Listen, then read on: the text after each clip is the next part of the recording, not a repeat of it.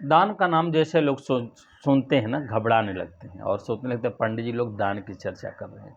ऐसा नहीं है। जो शास्त्रों में वर्णन किया गया है और दान करने से आपको बहुत फायदा होता है। आज इस वीडियो में मैं आपको यहीं तुला दान के बारे में बताने के लिए जा रहा हूँ।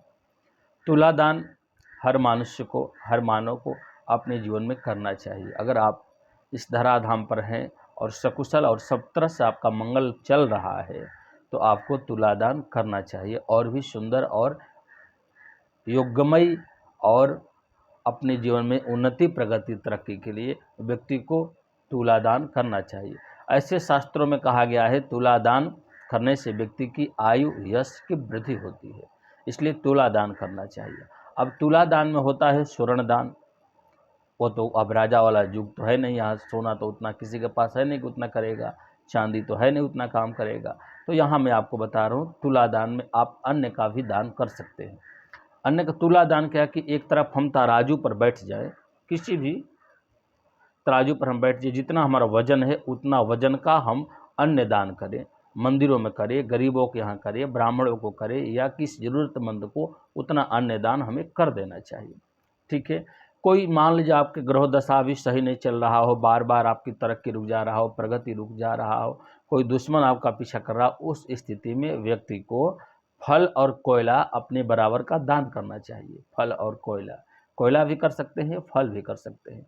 कोयला को आप तुला दान करके, मतलब कोयले को आप उतना वजन कर लेकर बहते हुए नदी में अपने माथे से 7 बार उतार कर उसको डाल दीजिए। और जो फल है गाय को, खाने वाले जानवरों को खिला दे या ब्राह्मण आदि को दे दे या जरूरतमंदों को आप दान कर सकते हैं, इसमें कोई दिक्कत नहीं। तुला दान करना चाहिए। साथ ही अब देखिए, अगर आपका संतान कहना नहीं मान रहा हो, संतान की तरक्की प्रगति नहीं हो पा रही हो, घर में हमेशा टेंशन और कलह का माहौल बना हुआ हो, तो उसके अनुसार से भी दान करने का विधान बताया गया है।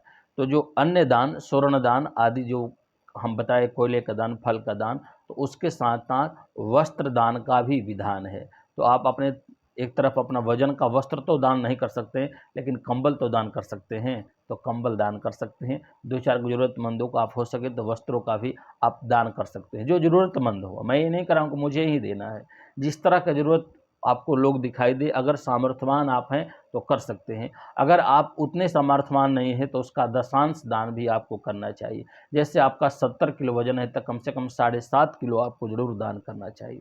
ये तुला दान होता है। तुला दान संकल्प कराकर करना चाहिए, इससे विशेष आपको फायदा मिलता है। ठीक है।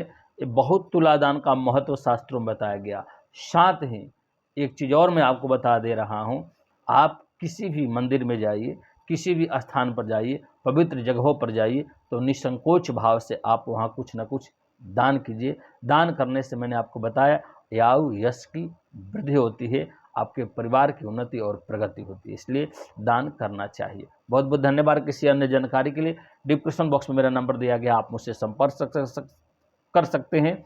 और आप अपने जीवन में और उन्नति प्रगति चाहते हैं तो हमारे संस्थान में हवन और वृक्ष के लिए आप सहयोग कर सकते हैं। बहुत बहुत धन्यवाद। नारायण।